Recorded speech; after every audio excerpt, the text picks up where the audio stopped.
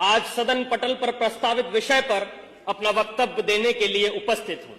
मान्यवर, मैं अपने वक्तव्य को प्रारंभ करने से पहले इस सभा से एक प्रश्न पूछना चाहूंगा। वह कौन सी चीज है जिसे हम देख तो सकते हैं परंतु छू नहीं सकते? महोदय, यही प्रश्न सन 1947 से पहले कक्षा में किया गया था। उस समय विद्यार्थियों ने इसके अनेक उत्तर दिए। किसी ने कहा कि हम आकाश को देख तो सकते हैं परंतु छू नहीं सकते। किसी ने कहा हम सूरज को देख तो सकते हैं परंतु छू नहीं सकते। लेकिन उसी कक्षा के बाहर खड़े होकर पढ़ने वाला एक छात्र डबडबाई आंखों को लेकर खड़ा हुआ और पानी के भरे हुए घड़े की तरफ देखकर बोला, मैं प्यास से तड़प के मर भी रहा हूं, फिर भी मैं इस पानी के घड़े को देख सकता हूं, छू नहीं सकता, क्योंकि मैं एक अछूत जाति का हूं। और वो अछूत जाति का विद्यार्थी कोई और नहीं बल्कि हमारे भारत के संविधान के निर्माता डॉक्टर बाबा साहेब भीमराव अंबेडकर जी थे।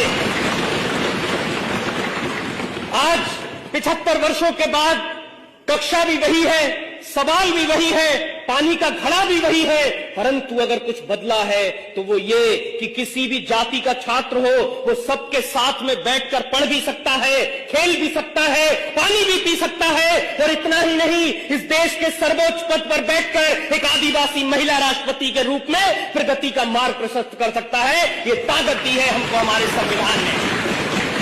जब बात हमारे अधिकारों की आई है तब संविधान ने हमारी रक्षा करी है।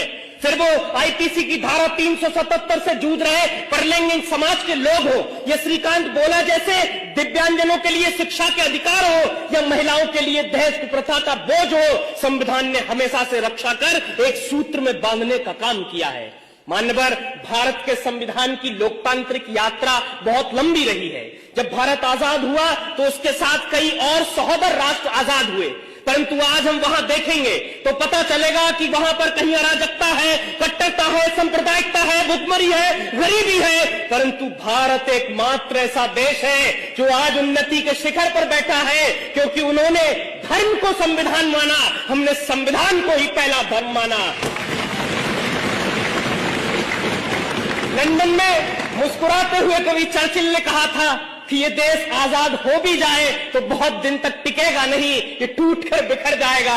अब मुझे लगता है नर्क में चर्चिल की आत्मा देख रही होगी तो सोच रही होगी क्या से क्या हो गए देखते देखते, क्योंकि आज का ये वही भारत है जो पूरी दुनिया में स्टार्टअप के क्षेत्र में तीसरे स्थान पर है।